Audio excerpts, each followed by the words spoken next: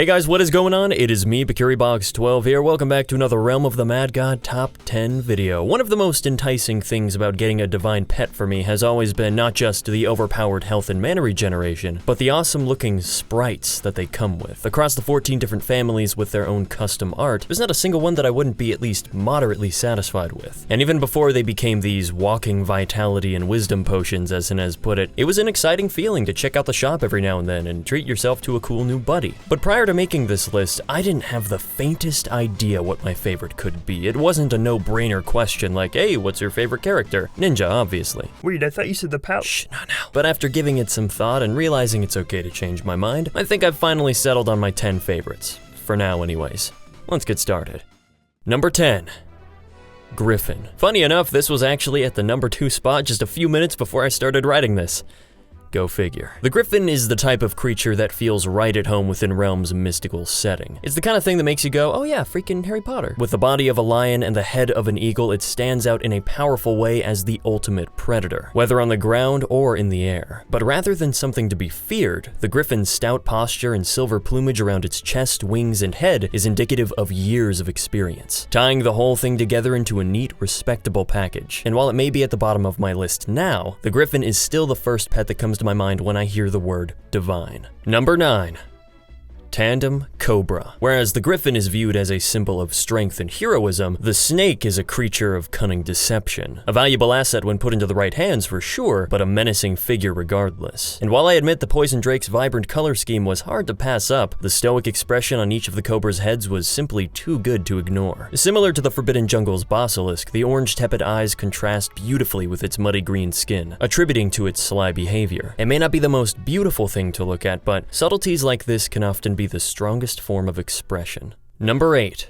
Golden Crab. The aquatic family had always caught my interest after divine pets became a thing, and the golden crab in particular was especially eye-catching for me. Instead of the typical red crab that we've seen countless times, they opted for a smooth red to gold vertical gradient, and it works perfectly. As something that I assume would spend most of its time on the beach, it makes sense for it to have a warm, sunny glow coming from it. But the walking animation is what sealed the deal for me. The way the claws open and close as he hobbles around is chock full of cartoony charisma that never fails to put a smile on my face. It may not be the most powerful thing to have at your command, but as a companion, he fits the role just fine. Number 7.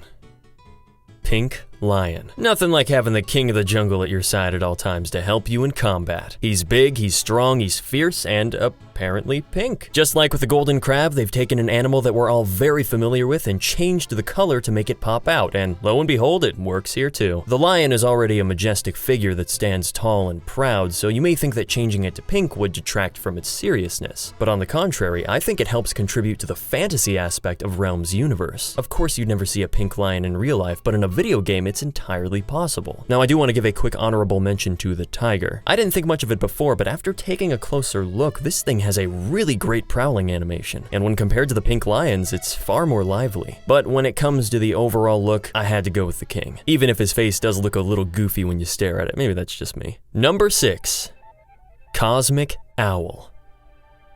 Oh, wait, that's Adventure Time. The Solar Owl, a radiant nocturnal creature holding the power of the sun. That sounds pretty awesome if you ask me. The Woodland family was always something I had skimmed over in the past for one reason or another, but now I know what I've been missing. Owls are already associated with knowledge and wisdom, so when you couple that with an angelic figure with glowing eyes that practically spell divine, it's no wonder that it wound up on here. The Griffon is still the first pet that comes to mind when I think of the word divine, but only as a divine beast. The Solar Owl is a divine spirit, a kindred spirit with mystical, omnipotent powers that watches over you and guides you through hardship. What I'm trying to say here is that Deca needs to make a standalone Solar Owl game, so please make it happen. Number 5.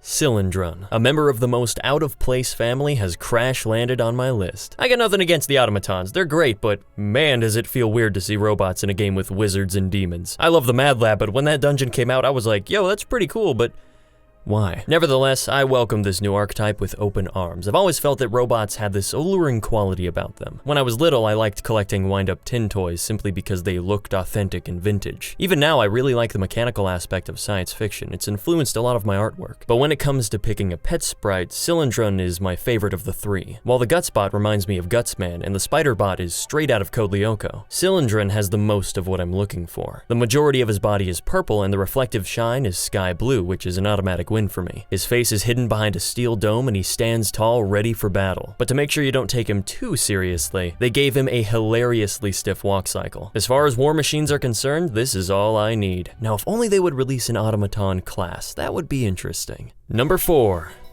Great Shark. Alright, so sharks need salt water to live and move around, right?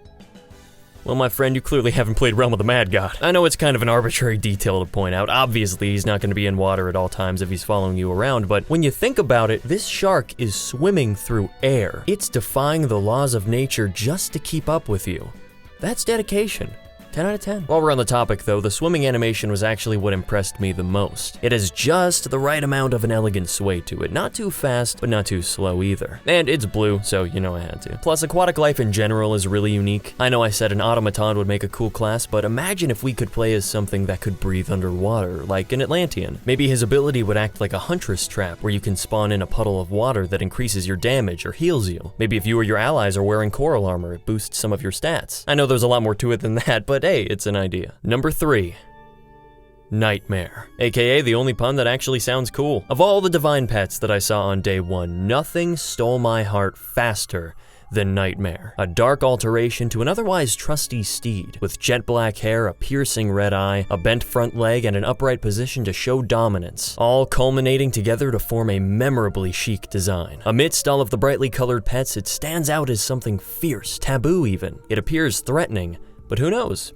Maybe it's here to help. Looks are deceiving. It's a beast so shrouded in mystery that you can't help but wonder. And I hope that when I fuse to Divine one day, that luck is on my side. Not that I have anything against the enraged yak, but, I mean, come on, the preference is clear. Number 2, Reaper. Despite being the embodiment of death for literally everyone, the Grim Reaper always manages to look cool in the process, no matter the circumstance. Rather than giving him skeletal features like we're used to, they've designed him in a way to appear more like a specter. His hands and face are completely obscured by the light gray cloak, and his lower body has been replaced by a dissolving particle effect, adding a quality of levitation. I especially like what they've done with the scythe. By slightly bending the handle and exaggerating the curve of the blade, it creates the illusion of movement and helps it feel less rigid. And like Nightmare, while it may have recognizable features, it's left intentionally vague to inspire curiosity. What's under the hood? Is it a man or a monster, friend or foe? It's unclear what its motives are, and that uncertainty keeps you on edge. You can't trust him, but there's still that sliver of hope that he could be on your side. Now, if only his cousin would stop terrorizing us. Number 1, Forest Fairy. Huh, that's a tad underwhelming when I say it out loud, actually.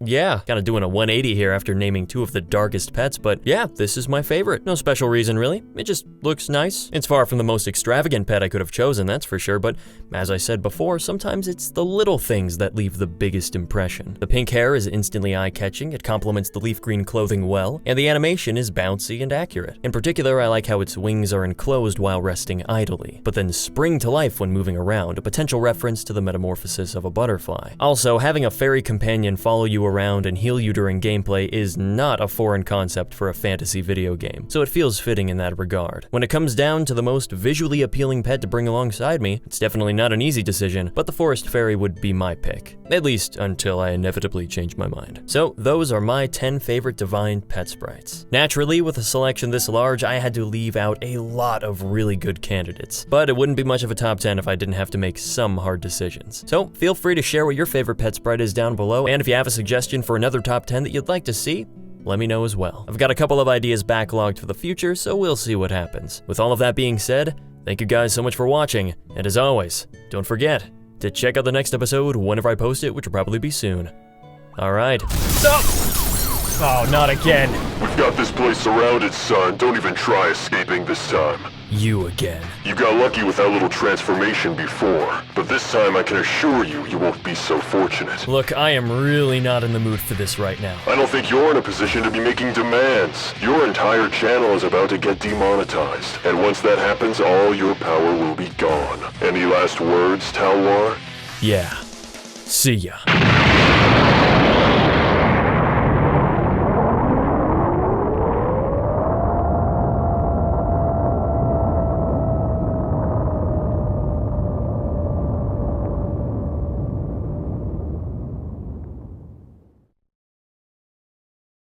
I need therapy.